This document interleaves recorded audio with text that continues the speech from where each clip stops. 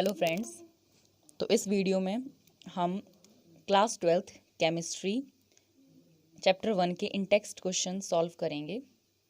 तो इसमें जो पहला क्वेश्चन है हमारा वो है वाई आर सॉलिड्स रिजिड।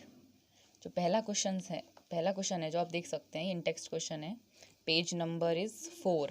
तो पहला क्वेश्चन है वाई आर सॉलिड्स रिजिड, मतलब सॉलिड रिजिड क्यों होते हैं, ठोस क्यों होते हैं सॉलिड्स। तो इसका आंसर क्या होगा? इसका आंसर हम लोग लिखेंगे कि जो उनके अंदर पार्टिकल्स होते हैं, कॉन्स्टिट्यूएंट पार्टिकल्स, उनकी फिक्स्ड पोजीशन होती है और वो ऑस्किलेट करते हैं अबाउट देयर मीन पोजीशन। तो हम लोग ये कह सकते हैं कि वो रिजिड होते हैं। तो ये हमारा पहला पॉइंट है। सीपी मतलब है constituent particles. Constituent particles have their fixed position and they can oscillate about their mean position. तो पहला रीज़न तो हमारा ये हो जाएगा। और हम लोग इसमें और भी रीजंस ऐड कर सकते हैं कि उसका जो इंटरमॉलिक्यूलर स्पेस होता है, इंटरमॉलिक्यूलर डिस्टेंस को मैंने शॉर्ट फॉर्म में लिखा है, intermolecular distance between the constituent particle is less. और एक रीज़न हम लोग लिख सकते हैं कि इंटरमॉलिक्यूलर फोर्स, जो फोर्स ऑफ अट्रैक्शन होती है वो बहुत स्ट्रॉन्ग होती है। ओके फ्रेंड्स, तो इसका रीज़न हम लोग ये लिख सकते हैं, कॉन्स्टिट्यूएंट पार्टिकल्स का फिक्स्ड पोजीशन होता है और वो जस्ट ऑस्किलेट करते हैं। जैसे मान लो एक सॉलिड है हमारा, उसमें ये कॉन्स्टिट्यूएंट पार्टिकल्स हैं अगर, तो वो अपनी पोजीशन से बस ऑस्किलेट इन वही, मतलब बहुत छोटी पोजीशन में ही वो ऑस्किलेट कर सकते हैं, ठीक है। और इंटरमॉलिक्यूलर डिस्टेंस उनके बीच में बहुत ही कम होता है, फोर्स ऑफ अट्रैक्शन बहुत ज़्यादा होती है, इसकी वजह से वो रिजिड होते हैं। अब second question in text question का है कि why do solids have a definite volume. उनकी डेफिनेट वॉल्यूम क्यों होती है? सेम रीज़न है, क्योंकि उनके पार्टिकल्स फिक्स्ड होते हैं, वो मूव नहीं करते हैं, इसी वजह से। तो आप यही पॉइंट सेकेंड आंसर में भी आप लिख सकते हैं, आंसर सेम रहेगा। अब question number 3, classify the following as amorphous और क्रिस्टलाइन सॉलिड। ओके, क्लासीफाई करना है। इट इज़ क्वेश्चन नंबर 3, मतलब 1.3 क्वेश्चन है। तो आप इसका आंसर 1.1 और 1.2 दोनों का आप यही आंसर लिख सकते हैं। तो 1.3 में पूछा गया है कि क्रिस्टलाइन और एमॉर्फस आपको सॉलिड्स क्लासीफाई करने हैं। पहला है पॉलीरिथेन। तो आपको मैं बता देती हूँ, अगर किसी भी नाम के आगे पॉली आए, किसी भी नाम के आगे पॉली लिखा हो, तो वो एमॉर्फस होते हैं। एमॉर्फस में ग्लास आता है, पॉली वाले जितने सब्सटेंस हैं वो आते हैं, और प्लास्टिक, ये एमॉर्फस में आता है, ठीक है। तो हम लोग ये क्वेश्चन नंबर 1.3 करेंगे। तो पहला क्वेश्चन है पॉलीरिथेन। तो पॉली आ रहा है तो हम लोग इसे क्या करेंगे, एमॉर्फस है ये वाला, ठीक है। और नेप्थलीन क्या है? ये होता है क्रिस्टलाइन। ओके, बेंजोइक एसिड भी क्रिस्टलाइन होता है। टेफ्लॉन हमारा एमॉर्फस होता है। टेफ्लॉन एक तरह का हमारा क्या हो जाएगा, एमॉर्फस। ओके, मैं शॉर्ट फॉर्म लिख रही हूँ। Potassium nitrate will be crystalline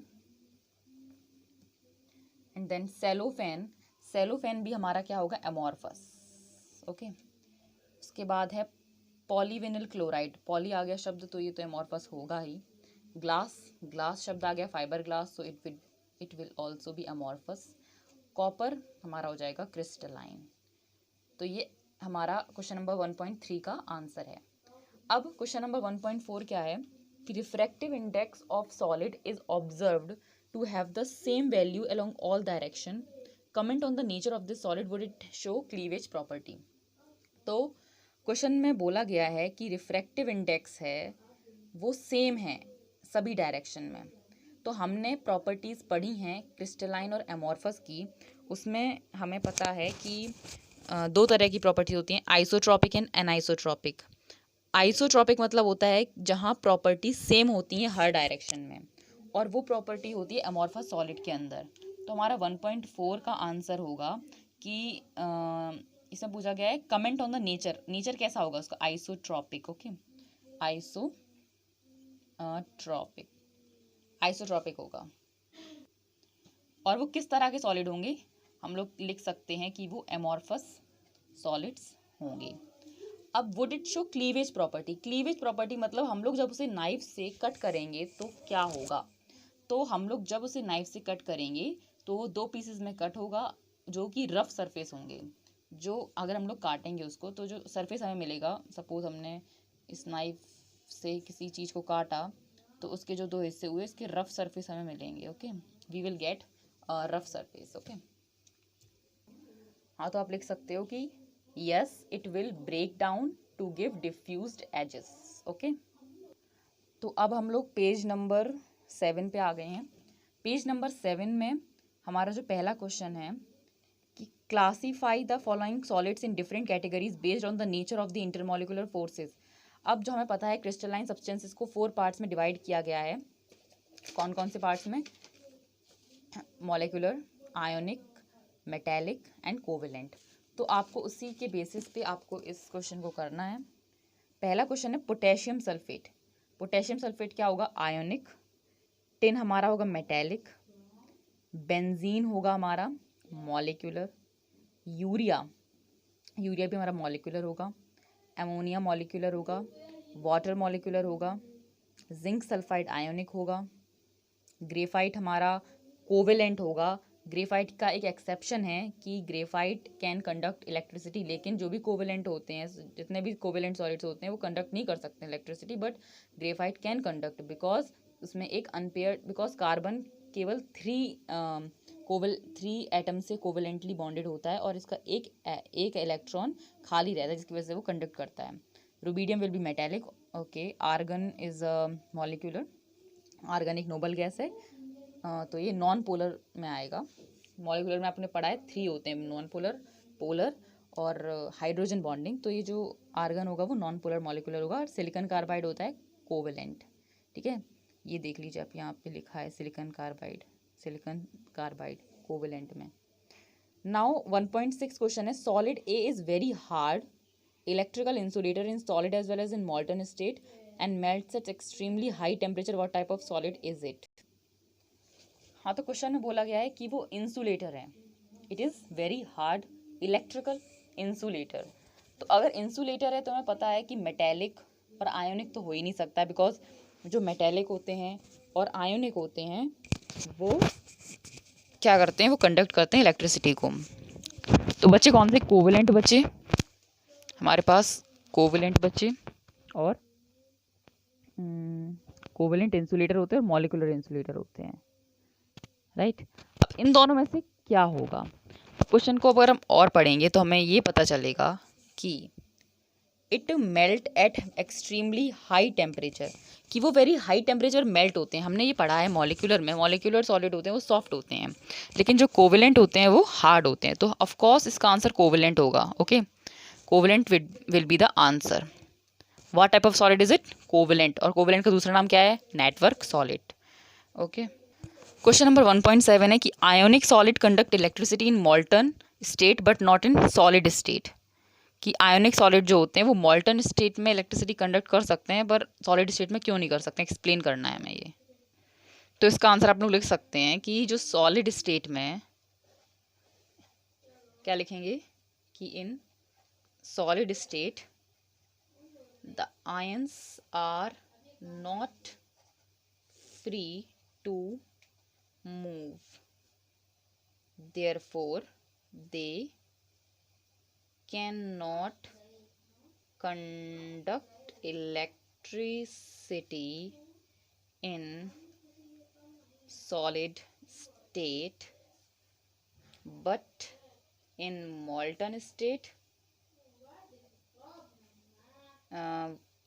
molten state में क्या होता है? Ions are free, so they can conduct electricity। Okay, तो आप लोग क्या लिखेंगे कि सॉलिड स्टेट में क्या होता है? In solid state the ions are not free to move about. Ionic solid में तो इसलिए वो कंडक्ट नहीं करते हैं इलेक्ट्रिसिटी। ओके, उसके बाद हमारा नेक्स्ट क्वेश्चन है कि what type of solid are electrical conductor, malleable and ductile. Conductor हो, मेलेबल हो और डक्टाइल हो, ऐसी प्रॉपर्टी तो मेटेलिक के अंदर ही होती है। मॉलिक्यूलर जो होते हैं वो तो इंसुलेटर होते हैं, कोवेलेंट भी इंसुलेटर होते हैं। कंडक्टर कौन कौन से होते हैं? मेटेलिक और आयनिक। बट आयोनिक, मेलेबल और डक्टाइल प्रॉपर्टी शो नहीं करते हैं, तो इसीलिए इसका आंसर क्या हो जाएगा, metallic solids. Okay, now take page number 14। इसमें भी कुछ इंटेक्स्ट क्वेश्चन दे रखे हैं हम लोगों को, हम लोग वो सॉल्व करेंगे। तो इधर पर क्वेश्चन नंबर 1.9 है, give the significance of lattice point. हमें लेटिस पॉइंट का सिग्निफिकेंस बताना है। लेटिस पॉइंट एक्चुअली रिप्रेजेंट क्या करता है हमें ये बताना है। तो हम लोग क्या लिखेंगे 1.9 का आंसर कि lattice point represent the constituent particle. Okay, constituent particle क्या हो सकते हैं, एटम हो सकते हैं, आयंस हो सकते हैं, and it can be molecules also. थोड़ी सी स्पेलिंग जल्दी जल्दी में गलत हो रही है। ओके, सो लेटिस पॉइंट्स क्या रिप्रेजेंट करते हैं, कॉन्स्टिट्यूएंट पार्टिकल्स को। ओके, इसका आंसर ये हो जाएगा। Now our next question is name the parameters that characterize a unit cell. Okay, तो बहुत सिंपल है, आपको पता होगा 1.10 का आंसर। टोटल कितने पैरामीटर्स होते हैं जो कि एक यूनिट सेल को डिफाइन करते हैं। एक्चुअली 6 पैरामीटर्स होते हैं। एक्चुअली होता है, एक तो एज लेंथ होता है, edge length. Okay, edge length मतलब उसकी डायमेंशंस। ओके, डायमेंशन कौन सी होती है, ए होती है, बी होती है, सी होती है। ओके, और दूसरी चीज होती है एंगल बिटवीन एजेस। एंगल क्या क्या होते हैं, अल्फा होते हैं, बीटा होता है एंड गामा होता है, राइट। ओके, तो टोटल 6 पैरामीटर्स होते हैं। एक होता है ए, बी, सी, जो कि क्या होते हैं, डायमेंशंस होते हैं, एज लेंथ होते हैं, और एक होता है alpha, beta and gamma. Gamma क्या होते हैं, ये सब होते हैं एंगल्स। ओके, जो अल्फा एंगल हमारा होता है, अल्फा ये एंगल होता है हमारा बी और सी के बीच में। बी और सी के बीच में ये होता है alpha angle. Okay, B C alpha angle होता है बी और सी के बीच में। बीटा, बीटा बी से शुरू हो रहा है ना, तो बीटा एंगल हमारा होता है ए और सी के बीच में, बीटा एंगल। बचा गामा, तो गामा किसके बीच में होगा, it will be between A and B. Okay, ये लिखना ज़रूरी नहीं है, आपको केवल 6 पैरामीटर पूछे गए, तो मैंने एक्स्ट्रा नॉलेज से बता दिया आपको केवल 6 पैरामीटर पूछे गए हैं, तो आपको पैरामीटर में लिखना है कि एस की edge length A B C और उसकी एंगल्स अल्फा बीटा गामा। अब हमारा जो 1.11 क्वेश्चन है कि distinguish between hexagonal and monoclinic unit cell. तो इसका आंसर आप लोगों को याद करना पड़ेगा because it is very important. Table है इधर पे लिखी है, तो हेक्सागोनल और मोनोक्लिनिक पूछा है, राइट। तो हेक्सागोनल ये रहा और मोनोक्लिनिक ये रहा। तो आप लोग पहला तो ये दे सकते हो कि इसमें जो एजेस होती हैं मोनोक्लिनिक में वो इक्वल नहीं होती हैं। A is not equal to B, is not equal to C, और हेक्सागोनल में A is equal to B, is not equal to C. Angles का भी डिफरेंस आप दे सकते हो, एग्जाम्पल का डिफरेंस भी दे सकते हो आप, ठीक है। तो यही डिफरेंस है इसमें। हेक्सागोनल में alpha is equal to beta is equal to 90 degree and gamma is equal to 120 degree, and in monoclinic alpha and gamma is equal to 90 degree and beta is not equal to 90 degree. This is the difference between monoclinic and hexagonal. Now our next question है face centre और end centre unit cell के बीच में difference बताना है। तो face centre में, अगर फेस सेंटर की बात की जाए, फेस सेंटर में जो हमारे पार्टिकल्स होते हैं वो कहाँ प्रेजेंट होते हैं, कॉर्नर्स पे प्रेजेंट होते हैं, plus centre of face, centre of each face. Okay, तो हमारे फेस सेंटर में जो एटम्स होते हैं वो कॉर्नर प्रेजेंट होते हैं और सेंटर ऑफ फेस पे प्रेजेंट होते हैं। और अगर हम इसी जगह एंड सेंटर की बात करें, तो एंड सेंटर में जो एटम्स होते हैं वो कॉर्नर पे प्रेजेंट होते हैं और any two opposite face centre. Okay, आप कोई भी दो अपोजिट साइड के, जैसे कि मान लो अगर मैं यहाँ पे क्यूब बनाती हूँ, suppose that this is our cube, तो इधर पे फेस सेंटर की बात की जाए, फेस सेंटर के लिए इधर ये कॉर्नर होते हैं, इसमें 8 कॉर्नर्स होते हैं टोटल। तो 8 तो हो गए इसके कॉर्नर पे, और फेस सेंटर में कॉर्नर के अलावा फेस के सेंटर, मतलब जो आपको ये फेस दिख रहा है ना, हर कोई फेस ऐसा फेस है, इसके centre, this is a centre ना, तो इसके हर सेंटर पे होंगे। कितने फेसेस होते हैं? 6 फेसेस, तो 6 सेंटर पे होंगे, ठीक है। और एंड सेंटर मतलब अपोजिट फेसेस के, मतलब कोई एक ही आप ले सकती हो, मतलब अगर ऊपर एक होगा, ऊपर वाले फेस पे अगर एक ऊपर होगा तो एक नीचे होगा, अंडरस्टैंड। और इसमें z की वैल्यू, मतलब इसमें टोटल एटम्स कितने होते हैं फेस सेंटर में, फेस सेंटर में z की वैल्यू कितनी होती है। अब हम लोग, तो बेसिकली ये 2 डिफरेंस है, मैंने इसको क्लियरली लिख दिया ताकि आप लोग समझ जाएं कि पहला डिफरेंस तो पता दिया मैंने क्लियरली कि एटम्स कहाँ का प्रेजेंट होते हैं इसमें, कॉर्नर्स पे और सेंटर ऑफ ईच फेस। यहाँ पे एटम्स प्रेजेंट होते हैं कॉर्नर्स पे और एनी 2 अपोजिट फेसेस पे। यहाँ पे z की वैल्यू 4 क्यों आई? क्योंकि कॉर्नर्स 8 होते हैं, टोटल कॉर्नर्स कितने होते हैं? 8। हम z की वैल्यू बताने का तरीका बता रहे हैं, वैसे आपको इतना ही आंसर लिखना है, ओके। टोटल कॉर्नर्स होते हैं 8 और हर कॉर्नर का कॉन्ट्रीब्यूशन होता है 1/8।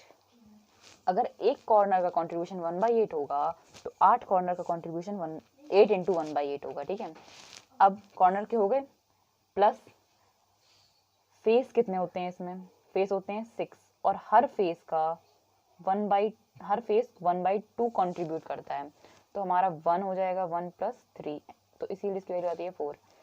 इधर ही पे बात करें, इधर पे कॉर्नर के लिए इतना कंट्रीब्यूशन हो जाएगा, प्लस यहाँ पे केवल 2 ही फेस सेंटर, इसमें सारे नहीं लेने, केवल 2 ही फेस सेंटर लेने हैं, ठीक है, तो इसीलिए इसकी वैल्यू क्या आ जाएगी? 2। तो हमारा नेक्स्ट क्वेश्चन है, explain how much portion of an atom located at corner body centre of a cubic unit cell is part of its neighbouring unit cell. तो बहुत सिंपल, मैंने अभी भी बताया आपको, कॉर्नर का कितना कंट्रीब्यूट होता है? 1/8। और बॉडी के सेंटर में अगर कोई प्रेजेंट होगा एटम तो उसका पूरा होल, पूरा उसका 1 होगा, ठीक है। तो उसका पहले का आंसर होगा, मैंने लिख रखा है इधर पे 1/8, और दूसरे का आंसर होगा 1। चलिए हम आगे बढ़ते हैं अब। तो अब हमारा क्वेश्चन है, what is the 2-dimensional coordination number of a molecule in square close packed structure। तो 2-dimensional अगर स्क्वायर क्लोज पैक्ड स्ट्रक्चर हम लोग लेते हैं, 2-dimensional मतलब एक डिमेंशन इसकी ये हो गई, एक डिमेंशन हम लोग चलो ये ले लेते हैं, सबके साइज सेम होते हैं, मैं बना नहीं रही हूँ, ओके। इसमें क्या पूछा गया? Coordination number. तो कोऑर्डिनेशन नंबर वो होता है कि एक एटम कितने एटम को टच किया है इधर। अगर हम लोग इस एटम की बात करें तो ये 1 2 3 4, ये 4 एटम से टच कर रहे हैं। मैंने थोड़ा सा फिगर अजीब बनाया, लेकिन या so here 4 atoms are touching this atom, so here the coordination number will be 4। ये 2-dimensional की बात हो रही है, ओके। तो इसीलिए यहाँ पे कोऑर्डिनेशन नंबर कितना हो जाएगा? 4। नेक्स्ट क्वेश्चन है, a compound forms hexagonal close packed structure, what is the total number of voids in 0.5 mole of it, how many of these are tetrahedral voids। हाँ, तो हमें 1.14 क्वेश्चन में 0.5 मोल दे रखा है। सबसे पहले तो हम लोग 0.5 मोल को एटम में कन्वर्ट कर लेंगे कि 0.5 मोल में कितने एटम होते हैं, ओके। तो नंबर ऑफ एटम्स, ओके, क्या लिख रही हूँ मैं, आई डोंट नो,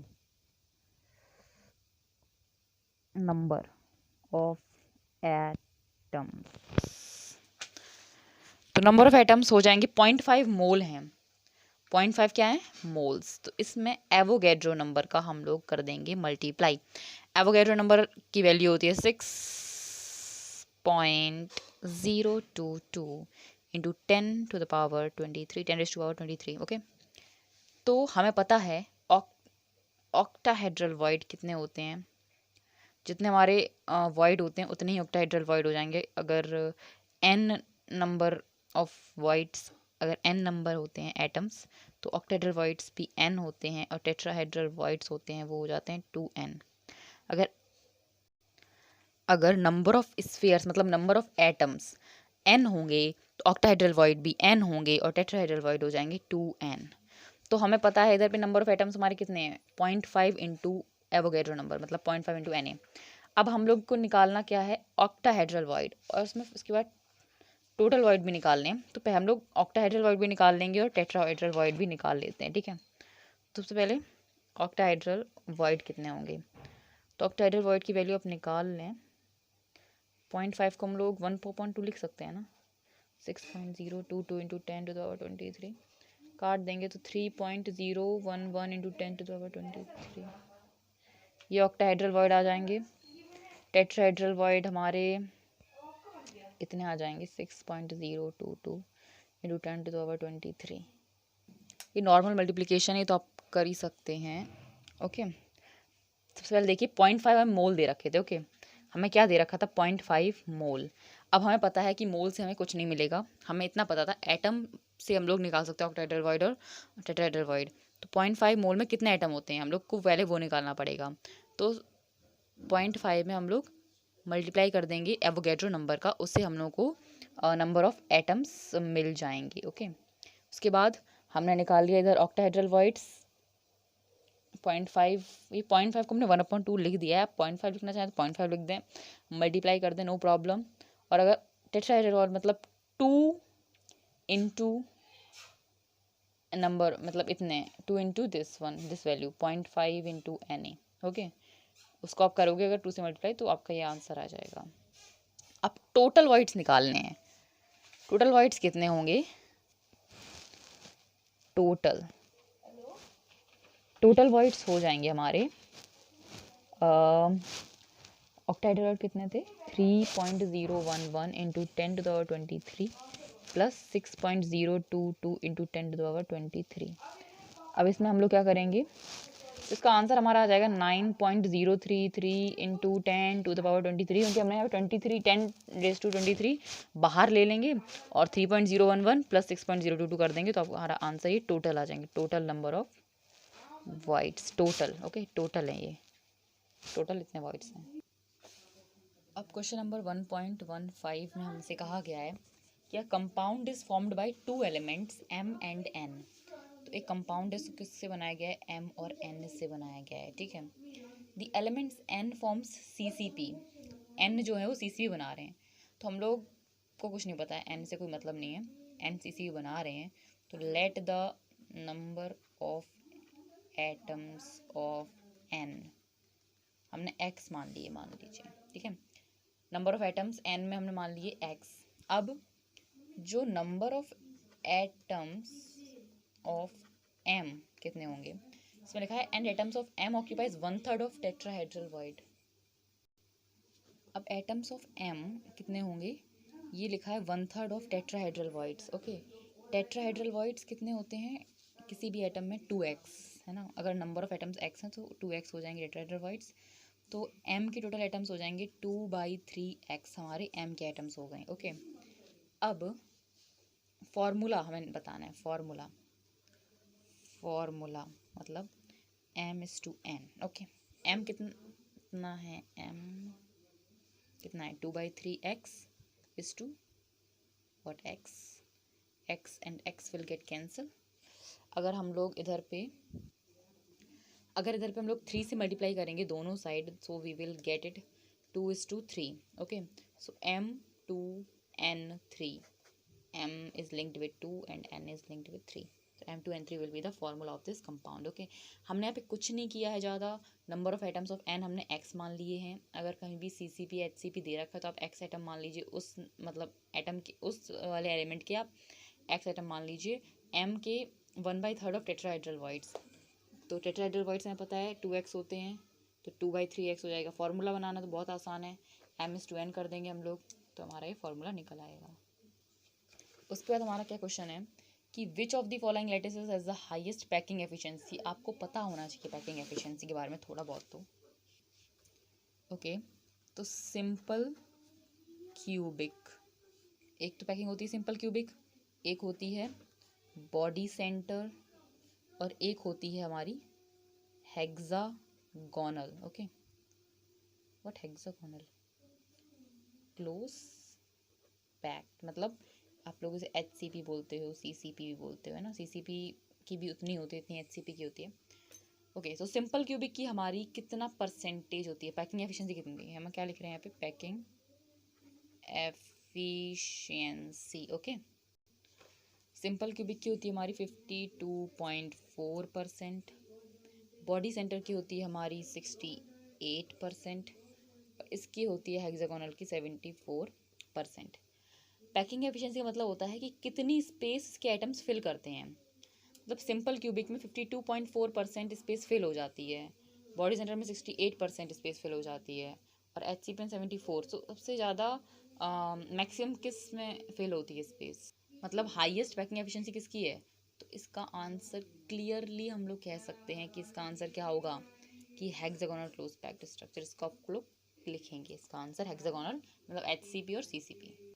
ओके, तो हमारा नेक्स्ट क्वेश्चन है कि an element with molar mass 2.7 into 10⁻⁻² kg per mole and its edge length हमें दे रखी है 405 पिकोमीटर एंड उसकी डेंसिटी दे रखी है 2.7 into 10⁻³ kg per metre cube. Okay,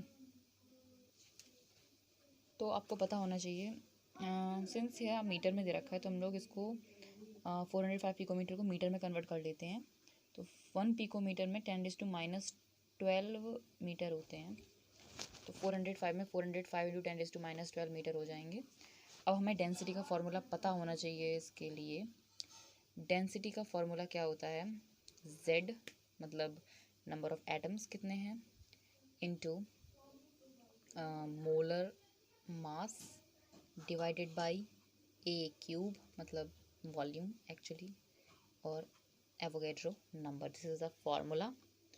and now what we will do, we have to find the value of Z। एक तरह से नेचर बताना है उसका, मतलब Z की वैल्यू हमें फाइंड करनी है। मतलब Z की अगर वैल्यू 1 आएगी तो Z की वैल्यू कितनी आती है उस हिसाब से हमें बताना है। अगर 4 आएगी तो FCC होता है, 2 आती है तो बॉडी सेंटर होता है ना। तो इस तरह से हमें बतानी पड़ेगी। तो Z की वैल्यू क्या हो जाएगी, डेंसिटी हमारी कितनी है, डेंसिटी है 2.7 into 10 cube into density into A cube. यहाँ पे A क्यूब मतलब हो जाएगा 400। यहाँ पे थोड़ा स्पेस कम है तो नेक्स्ट लाइन पे लिखती हूँ। हाँ, तो मैंने लिख लिया है। मैंने एक्चुअली क्या किया है, इधर पे ये 405 इंटू 10⁻12 मीटर था, तो मैंने इसको ना इसको हम लोग 4.05 इंटू 10⁻⁻10 मीटर भी लिख सकते हैं। तो यहाँ पे एक पॉइंट मैंने ला दिया है ताकि हमारा कैलकुलेशन ईजी हो जाए। तो हमारा ये बन जाएगा, Z को तो आप Z की वैल्यू पता है ना, डेंसिटी इधर चला जाएगा, क्रॉस मल्टीप्लाई होकर इधर नीचे आ जाएगा। तो अब हम लोग इसे सॉल्व करेंगे तो 2.7 से 2.7 कट हो गया, और ये जब ऊपर जाएगा तो 10 हो जाएगा इंटू 3 माइनस 2 नहीं 3 माइनस 10⁻5 हो जाएगा। तो फिर हाँ, और हम इसको अप्रॉक्सीमेटली 4 ही मान के चल रहे हैं। 4 का क्यूब क्या होता है, 4 4 64 इंटू 10⁻30 इंटू 6, इसको 6 मान लेते हैं। अप्रॉक्स हमें आंसर चाहिए ना, तो अप्रॉक्स आंसर अगर हम देखें 6 4 24, 2 कैरी 36 37 38, 384 इंटू 10⁻23 प्लस 5 27 नहीं 28 माइनस 30 मतलब -2, it would be 3.84 which is approximately, अगर हम बोलें अप्रॉक्सीमेटली 4 आंसर आएगा। अप्रॉक्सीमेटली Z की वैल्यू 4 आ रही है। जब Z की वैल्यू 4 होती है, पता है कि कौन सा नेचर होता है क्यूबिक यूनिट सेल का, होता है FCC। ओके, FCC में Z की वैल्यू 4 होती है, तो हमारा यहाँ पे आंसर हो जाएगा FCC। तो आपको ये पूरा करना पड़ेगा तभी आंसर आएगा। तो अब हम अपने पेज नंबर 31 पे आ गए हैं, और यही हमारे लास्ट बचे हैं, बस ये सॉल्व करने हैं, फिर आपकी छुट्टी हो जाएगी।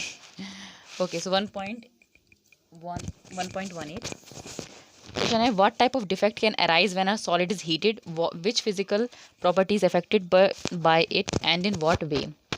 तो हम लोग को पता है ये लाइन, आई थिंक आपको पता ही होगा, मैं दिखा देती हूँ आपको लाइन। फिर भी आप पेज नंबर 24 पे ये लाइन देख सकते हैं कि वैकेंसी डिफेक्ट में ये लाइन लिखी है कि this defect in also develop when a substance is heated.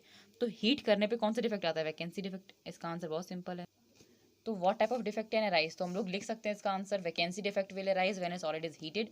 और जब वैकेंसी मतलब एक आपको समझा ही देती हूँ, अगर जैसे मान लो कोई ये सब्सटेंस है, उधर पे ये सपोज यहाँ पे plus minus plus minus minus plus minus plus, suppose कुछ इस तरह से प्रेजेंट है कुछ भी, ठीक है। अगर यहाँ पे ये चीज़ होती है, सिर्फ वैकेंसी बोलते हैं, इधर से एटम चला गया है, ठीक है, एटम इधर से चला गया है, यहाँ पे क्या हो गया, वैकेंसी डिफेक्ट हो गया है। अब आप खुद ही पता लगाइए कि कौन सी फिजिकल प्रॉपर्टी अफेक्ट होगी इससे।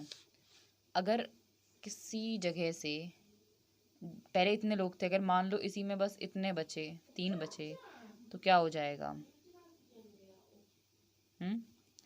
तो क्या हो जाएगा, वॉल्यूम इंक्रीज हो जाएगी ना, वॉल्यूम बढ़ गई ना। अब स्पेस ज़्यादा हो गया, पहले स्पेस कम था, अब स्पेस ज़्यादा हो गया। डेंसिटी का फॉर्मूला क्या होता है, मास अपॉन वॉल्यूम होता है। वॉल्यूम बढ़ेगा तो डेंसिटी क्या होगा, घटेगा, राइट। तो हेयर कौन सी फिजिकल प्रॉपर्टी, क्वेश्चन पूछा गया है कि which physical property is affected by it, तो डेंसिटी विल बी अफेक्टेड। किस तरह से, density will decrease, density decrease होगी, ठीक है। वैकेंसी डिफेक्ट में डेंसिटी डिक्रीज होती है। What type of stoichiometric defect is shown by ZNS, तो ये ZNS हमें पता है फ्रैंकल डिफेक्ट दिखाता है। फ्रैंकल डिफेक्ट जो होता है आपको पता होगा, इस डिफेक्ट में जो कैटायन होता है उसका स्मॉलर साइज होता है, और cation is dislocated from its original site, और अपनी ओरिजिनल साइट से डिसलोकेट होकर वो इंटरस्टिशियल साइट पे जाता है। यहाँ पे Zn जो है, Zn2+, वो एक कैटायन है जो कि डिसलोकेट होता है अपनी ओरिजिनल पोजीशन से और दूसरी पोजीशन में जाता है। यहाँ पे कोई भी डेंसिटी में इफेक्ट नहीं पड़ता है क्योंकि वो उसी सब्सटेंस के अंदर रहता है।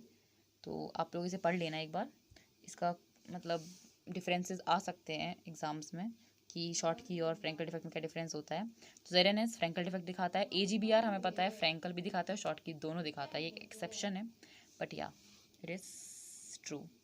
Explain how vacancies are introduced in an ionic solid when a cation of higher valence is added as an impurity in it। अब impurity अगर ऐड करेंगे एज ए impurity, अगर हम लोग, आपको पता होगा, मैं दिखा देती हूँ आपको, फिर भी आपको यहाँ पे इसका ये वाला आंसर लिखना है कि अगर हम लोग मॉल्टन NaCl में कोई इम्प्योरिटी ऐड करेंगे, इम्प्योरिटी यहाँ पे क्या है, स्ट्रॉन्शियम क्लोराइड। स्ट्रॉन्शियम क्लोराइड को अगर हम लोग सोडियम क्लोराइड में ऐड करेंगे तो क्या होगा, मैं बताती हूँ आपको। Suppose here Na+Cl-, Na+Cl-, Cl-, Na+, Cl-, Na+,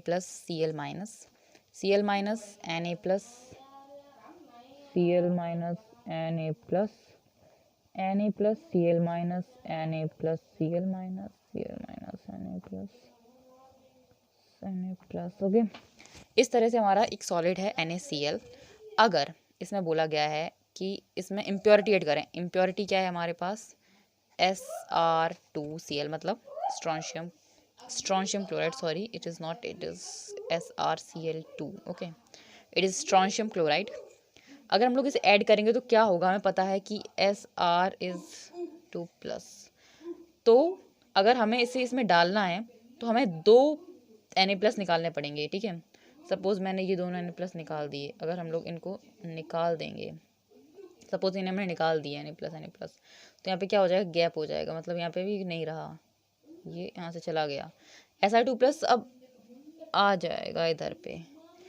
तो एक Sr2+, इसकी 2 पोजीशन ले होंगी यहाँ पे चार्ज, बिकॉज चार्ज बैलेंस हो जाएगा एक ही Sr2+ के आने से, एक ही Sr2+ के आने से यहाँ का चार्ज बैलेंस हो जाएगा, ठीक है। तो यहाँ पर एक जगह तो खाली रह जाएगी, यहाँ पे वैकेंसी डिफेक्ट हो जाता है इसकी वजह से, ठीक है। तो आपको यही इसमें बताना है, और यहाँ पर ये पूरा लिखना है आपको कि if molten NaCl containing a little amount of SrCl2 is crystallized, then some of the sites of Na+ ions are occupied by Sr2+. Each Sr2+ replaces 2 Na+ ions. It is very important line. It occupies the site of one ion and the other site remains vacant. The cationic vacancies thus introduced are equally numbered to that of the Sr2+ ions. Another similar example we can say CdCl2 and AgC.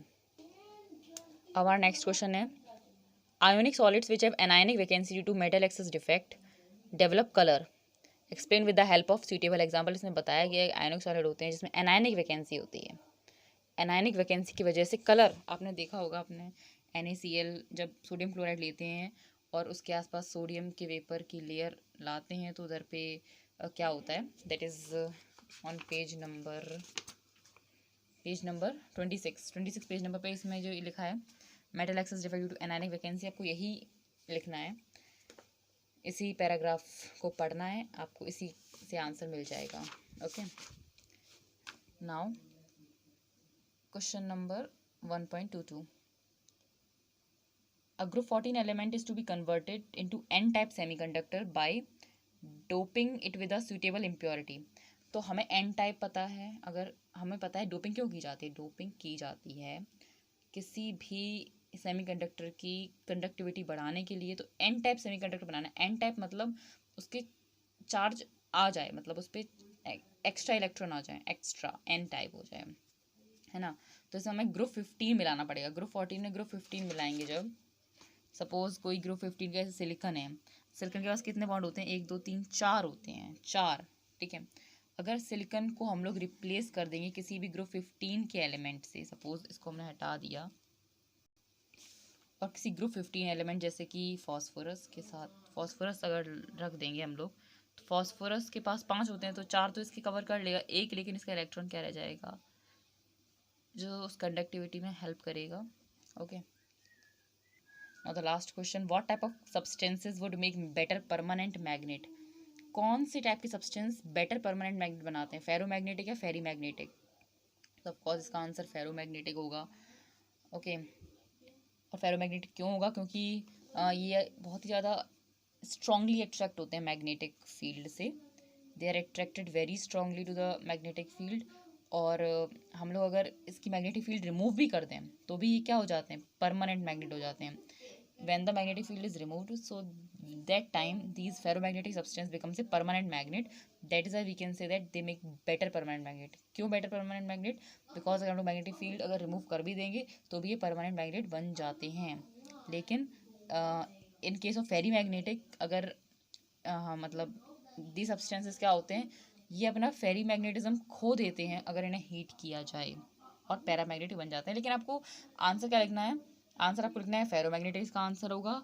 और ऐसा क्यों होगा, क्योंकि ये बहुत ही ज़्यादा strongly attract रहते हैं मैग्नेटिक फील्ड से, और मैग्नेटिक फील्ड अगर रिमूव भी कर दें, if we remove the magnetic field then they become permanent magnet. So this is the video, now video is finished.